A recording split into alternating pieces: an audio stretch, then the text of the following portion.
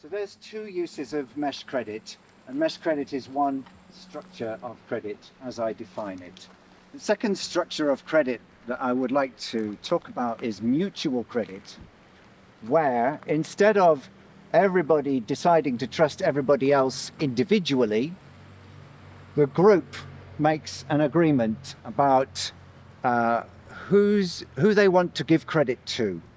And that means within the group, you can make payments to each other, or promises of payments, and you can go, your account can go negative.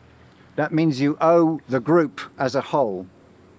And the people who receive the payments, their account goes positive, and that means the group as a whole owes them. And this is mutual credit, and it's very good for creating liquidity between members of a group. So the whole group can trade without money. And the catch is that in order to trade without money, as we saw in the previous lessons, you need to balance your trade. You need to produce as much as you consume within the group and consume as much as you produce within the group. And this is a really big challenge for, I think, the solidarity economy movement, because a lot of us are producing stuff for the mass market, and then it doesn't sell very well because it's obviously more expensive because it's high quality. And then we're buying stuff off the mass market because it's cheaper and we're poor. And we have very little interaction economically with the people around us who can produce things. And it would be very simple with basic things like soap and toothpaste and food. We should at least be striving to produce those things for ourselves, even if just to make a start. And I don't mean us, ourselves, remote international nomads. I mean people in real communities who live next door to each other.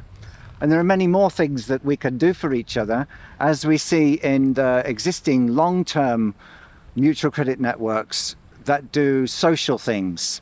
So I've been emphasizing the economic side, what businesses can do and how you produce, but there's also a whole family of social currencies, movements, the Let's movement, local exchange trading systems, generally suburban groups of neighbors who do things for each other, and they record what they do on a ledger, on a website built by me, and everyone has an account and a balance and a photo and their offers and wants. And so they know what they can do for each other. They're cooperating as neighbors, and they do it for fun more than for economic reasons, but they really understand what I'm talking about. There's also the time banks. They do something similar, but very often focusing on vulnerable people, and very often they partner with local government, things like that, and they keep account in hours because they believe that everyone's time is useful, but they still use the mutual credit methodology. And finally, there's the business barter networks. There's a whole business model, a whole sector where a mom and pop business will rent some software. They'll get members from all over town.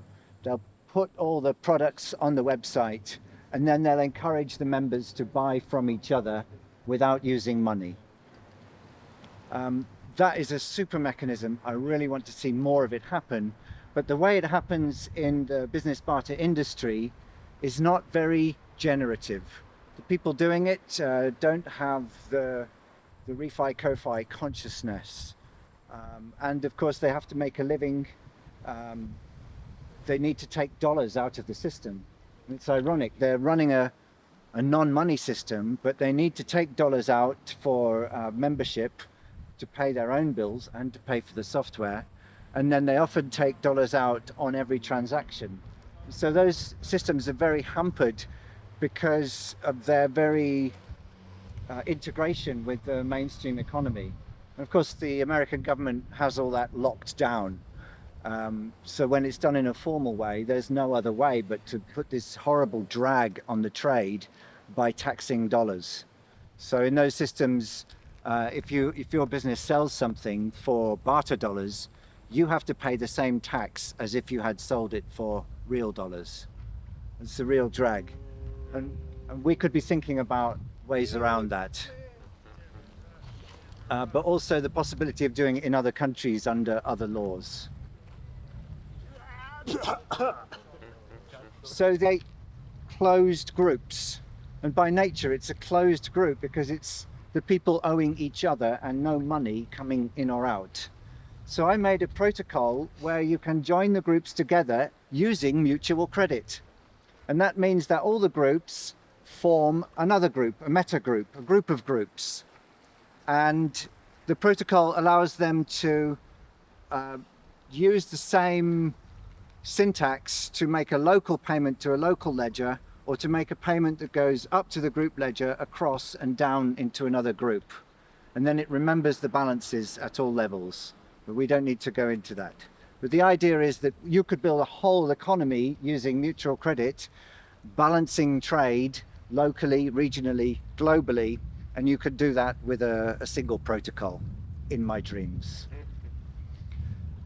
The final structure of credit I want to mention is business vouchers. And that means that any small business should be able to issue promises as a way of paying for stuff that it needs now, and then redeem the promises later for its own goods and services.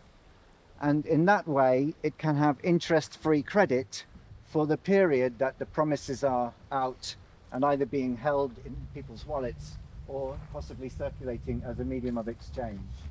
So that's called vouchers, self-issued vouchers, and you can also, businesses can get together as a group and issue vouchers.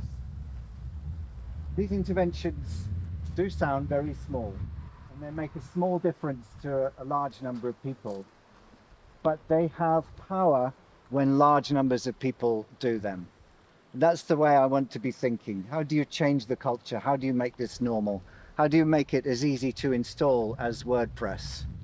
Plus, of course, setting up the governance. All of these systems need governance that understands what's going on. We can go beyond that and make spiritual and social progress. And everything, when I'm talking about money and credit and finance, it's just a bridge. It's a step towards a more enlightened way of living together and producing together.